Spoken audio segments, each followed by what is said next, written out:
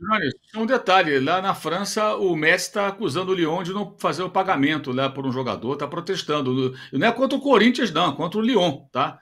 Geralmente o negócio de protesto que não tem pagamento é contra o Corinthians, né? Mas contra o time É. francês do Texas também está rolando. O Messi está reclamando lá que não paga. Aliás, esse negócio do Corinthians também é um absurdo, né? O Corinthians não paga o Ranieri e disputa com o Cuiabá, que foi o time que vendeu o Ranieri para não cair para a segunda divisão. Aí tem gente como o Textor que diz que não tem que ter fair play financeiro.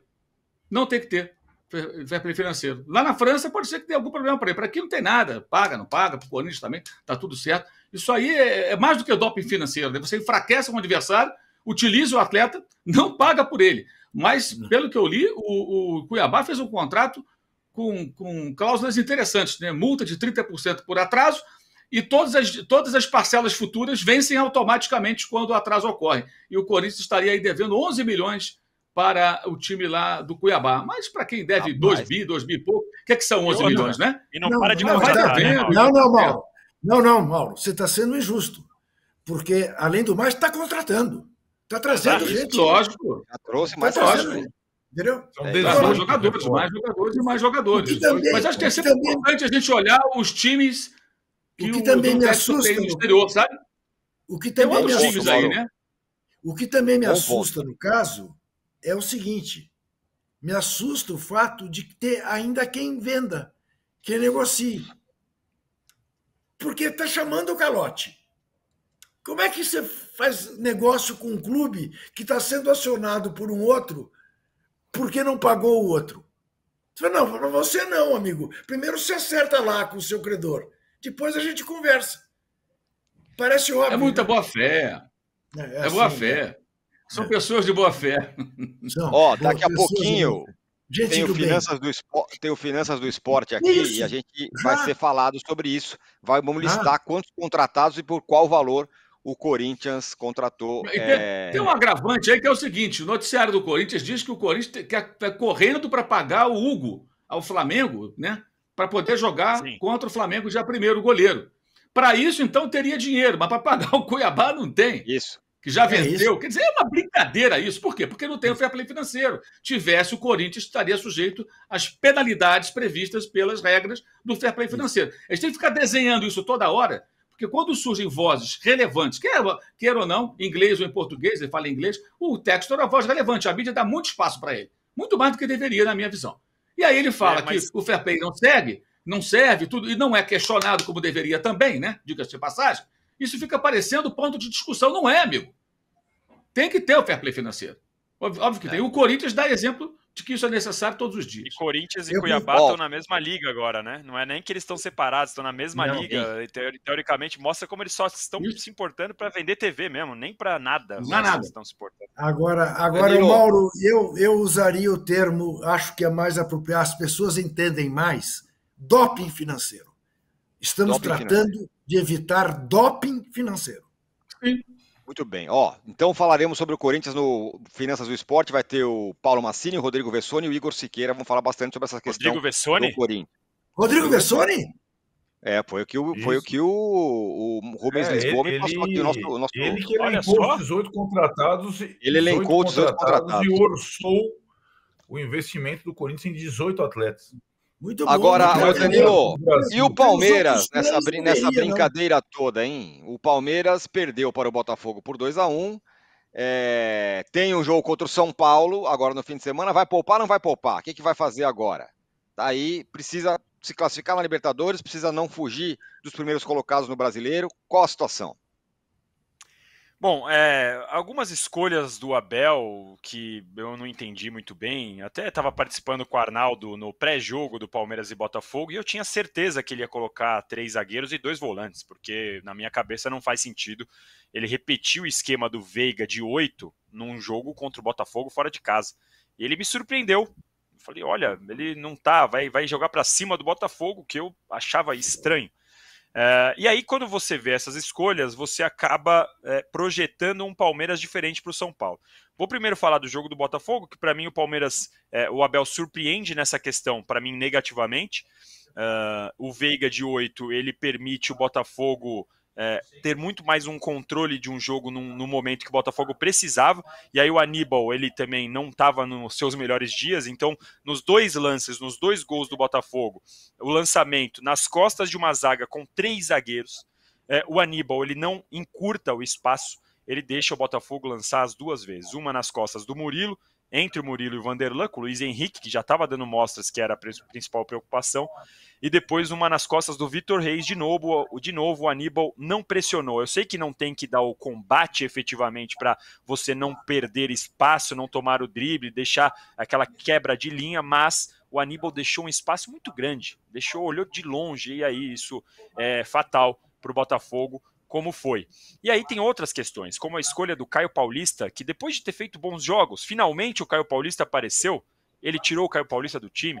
Então eu acho que o Palmeiras ele vive numa fase de altos e baixos com muitas explicações. A gente discutia aqui o renascimento, entre aspas, do Palmeiras depois daquela vitória contra o Flamengo, apesar da eliminação, mas o Palmeiras ele está indo para uma parte baixa agora, por vários motivos. Então você vê o Zé Rafael que não joga bem, você tem a questão do Piquerez que se machucou, o Mike que está se machucando com uma frequência que não é normal, o Estevão está voltando agora de lesão, aí tem essas questões do Abel, que você vê o Abel não conseguindo fazer boas escolhas, e o que me chama mais atenção é o Palmeiras perdendo aquela questão que a gente sempre via, o Palmeiras controla jogo. O Palmeiras consegue segurar a bola quando precisa. Mesmo quando joga mal, faz 1-0 e segura o resto do jogo. O Palmeiras não tem mais esse controle. E não é que não tem mais esse controle porque é contra o Botafogo, que é um bom time, fora de casa especialmente, ou contra o Flamengo, como foi no Maracanã, porque o Palmeiras não controlou o jogo nem contra o Fluminense, nem contra o Vitória. Então, é muita coisa que está saindo do controle do Abel, e que o Abel não está ele claramente não está conseguindo fazer, tomar esse controle de novo. E agora tem 2 chances. Contra o São Paulo, o Palmeiras tem uma obrigação de vencer esse clássico para se colocar, se manter na briga do Brasileirão, até porque Botafogo e Flamengo se enfrentam, e joga em casa. E tem uma questão, o Abel sempre reclama do dia a menos, e agora o Abel tem um dia a mais. O São Paulo deve estar voltando agora de Montevidéu, do jogo que foi ali fisicamente certamente exigido, mentalmente também, porque é um jogo difícil de você se controlar, na quinta, ou seja, sexta-feira hoje, o São Paulo não vai ter muito tempo de fazer muita coisa, amanhã deve fazer um me engana que eu gosto no campo, e domingo está jogando com o Palmeiras, enquanto o Palmeiras já vai ter uma vantagem nesse sentido. E como o Abel mas não escalou o Zé Rafael, escalou o Estevão por 15 minutos, Felipe Anderson por 15 minutos, o Richard Rios estava suspenso, eu imagino que o Abel consiga colocar um Palmeiras muito próximo do time titular, ou de um time que a gente olha e não veja um time tão desconfigurado assim contra o São Paulo. Porque o Palmeiras tem como escalar um time que tem que entrar em campo para vencer o São Paulo. Eu vejo essa obrigação do Palmeiras para dar um recado e também para mudar o ambiente, porque o Palmeiras precisa chegar na quarta-feira como a torcida chegou na quarta-feira passada contra o Flamengo, que fazia muito tempo que eu não via a torcida do Palmeiras daquele jeito, pressionando, acreditando, porque vai precisar jogar muito mais bola para vencer o Botafogo do que jogou na ida agora no Rio de Janeiro. O Kaique Oliveira tem um detalhe importante sobre esse jogo, a suspensão da torcida organizada Mancha Verde dos estádios de São Paulo. Ele está perguntando aqui, sim, a Mancha Verde está suspensa por causa de briga, a torcida do São Paulo também está suspensa, pelo menos do ponto de vista de... Mas, âncora, eu gostaria de saber, você suspende uma torcida, a do São Paulo, do Palmeiras, seja de que time for, só não pode levar faixas e camisas, mas eles estão lá torcendo de qualquer maneira. Não, estão lá. Que punição é essa? A diferença é o batuque, né? O batuque ele dá um ritmo. O instrumento faz diferença. Mas diga lá, Arnaldo, você está mutado, Mauro. Arnaldo. Tirou o sofá da sala, só isso. Mais nada. Quantos CPFs foram identificados e punidos pela briga? Essa é a pergunta. Exato, Quantos CPFs identificados? Nenhum. Aí pune o CNPJ. Isso aí é jogar para a arquibancada e para iludir a parte da sociedade e da imprensa, consequentemente, que se deixa levar por essas supostas medidas punitivas que são fantasia. Mas o efeito prático existe, né? Sem instrumento musical, a torcida organizada não dita o ritmo do estádio. Então, a pressão, o ambiente de Palmeiras e Flamengo não será replicado em Palmeiras e São Paulo e Palmeiras e Botafogo. É impossível. Assim como a torcida do São Paulo não tem conseguido, mesmo enchendo o estádio, fazer um ambiente tal, por conta de simples ausência de bumbos. O que fez a torcida do Nacional ontem, a torcida do Boca contra o Cruzeiro, né? A charanga. As torcidas da Argentina são mas sempre com instrumentos ditando o ritmo dos cânticos. Assim é. Na palma, nem eu consigo. Esquece. Então, tem um efeito mas aí, Arnaldo, é punição ao futebol, o espetáculo perde. E o cara que está na porrada, o que bateu, o que fez aconteceu, não acontece nada. Ele vai ver o jogo. É isso que eu quero dizer. Eles punem o futebol. Para o futebol isso é ruim. Exatamente. O espetáculo perde. Mas o cara que brigou está lá vendo o jogo, batendo palma. Só não está batendo bumbo, mas palma ele vai bater. Exato. Fazer o quê? Exato. Diga lá, Arnaldo, sobre o jogo. Quem vai poupar, quem não vai, e essa questão aí. Os times precisam fazer ponto. Mas acho que são questões diferentes. O Danilo falou, o São Paulo tem além de o intervalo menor, vai jogar às 4 da tarde, né? O jogo Flamengo e Botafogo é às 6h30, e vai estar quente de novo. Tirone odeia a volta do calor, né? Então, o São Paulo tem que, acho que fazer algumas escolhas. Não dá para fazer o time que jogou contra o Atlético Goianiense inteiro reserva, mas eu acho muito arriscado colocar alguns jogadores, sobretudo os mais experientes, mais velhos, literalmente, ainda mais no gramado sintético, conta muito nessa situação. Mas aí que está, né? Para quem...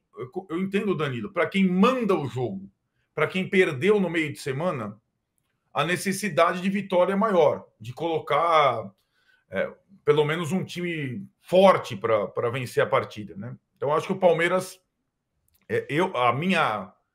Na sexta-feira de manhã, analisando as entrevistas, eu acho que os dois vão jogar com times mesclados, não totalmente titulares e não totalmente reservas, né?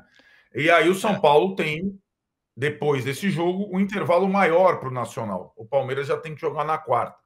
E como a gente conversou aqui, para enfrentar o Botafogo em condição... O Palmeiras tem que estar muito bem fisicamente, né? Porque o Botafogo é um colosso físico, né? Um time...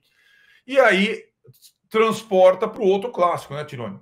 O Botafogo vai receber o Flamengo com um dia mais de intervalo, o Flamengo com muitos problemas físicos, tendo que ir para La Paz depois, né? Como é que o Botafogo vai? O Botafogo foi mexido contra o Juventude e perdeu. Não é só...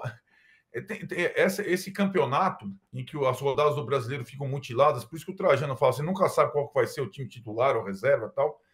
Muitas vezes a estratégia de poupar, mesmo contra os considerados mais frágeis, deu errado. Palmeiras contra a Vitória, Botafogo contra a Juventude, né? Então, e agora tendo clássicos, fica mais difícil ainda adotar a estratégia do poupar. Mas é necessário, senão você vai perder ali na frente. A única questão que difere muito Palmeiras e São Paulo nesta semana, nesse clássico. Repito, o São Paulo, se passar pelo Nacional, continuará numa frente tripla. O Palmeiras, no máximo, frente dupla. E se perder para o Botafogo, ou se não ganhar o Botafogo 2 gols, é frente única, via terceiro campeonato consecutivo brasileiro. Então está na hora do Palmeiras arriscar. De fato arriscar, fisicamente falando. Uhum. E tem o Klaus, né, Arnaldo? Fala, Trajano. O Klaus foi aí eu falo, os Klaus, é uma frente única. Aí é bom, aí eu gosto.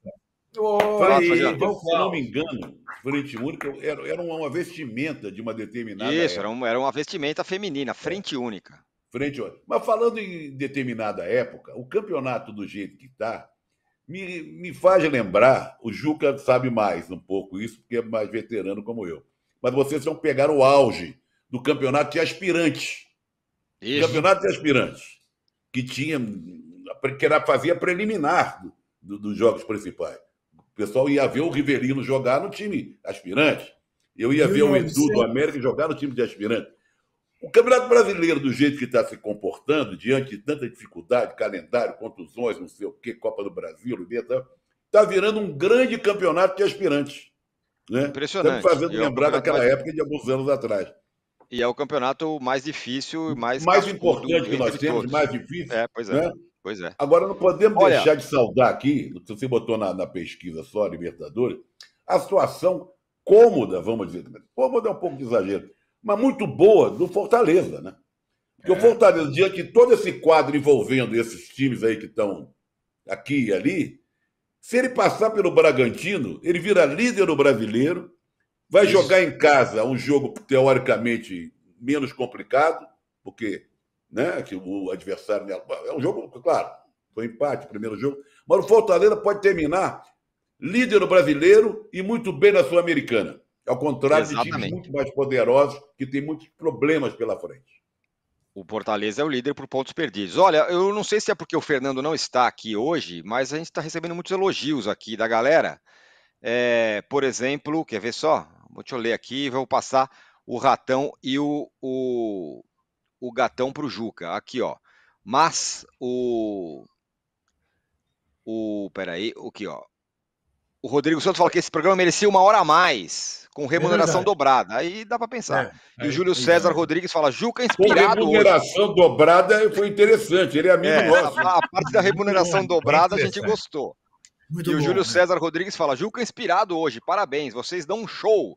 Juca, dê um seu show e, por favor, não entregue o Ratão e o Gatão. Já que nós estamos sendo elogiados, eu vou achar um motivo para a gente levar porrada. Lá vem esse velho para a gente se sentir em casa. Política com futebol. Pelo amor de Deus, esse Marçal não. Não é possível que você pense em votar num caso patológico. Isso posto, o meu gatão de ouro vai para os jogadores e para o treinador Arthur Jorge do Botafogo de Futebol e Regatas, que devolveram o time da Estrela Solitária, o glorioso Botafogo, ao protagonismo do futebol brasileiro. Fico muito feliz com isso. Botafoguense que fui quando em tenra idade. E o meu Ratão de bronze, claro, vai para os 2 cafajestes que fizeram o que fizeram lá no Newton Santos, imitando, fazendo gestos racistas contra os torcedores do Palmeiras. E parabéns a quem os puniu. São 2, não é apenas um. Um deles, aliás, nos Estados Unidos seria chamado de negro. É muito curioso. Esses cretinos nem disso se dão conta. Vinícius Ramos, em nome e sobrenome do iluminado que fez os gestos racistas e por acaso foi exonerado do seu cargo na Secretaria Não de merece ter o nome do poetinha Vinícius de Moraes, um botafoguense de 4 costados. E nem Vinícius foi um grande craque do Botafogo que jogou na Itália durante muito tempo. E ele, o Vinícius Ramos, não esse craque, mas o cara dos gestos racistas, foi exonerado do seu cargo que ocupava na Secretaria de Ciência e Tecnologia da Prefeitura de Maricá. Olha, dei aqui uma enrolada para a gente chegar em 5.500 likes, faltam 100 likes. Então, peraí.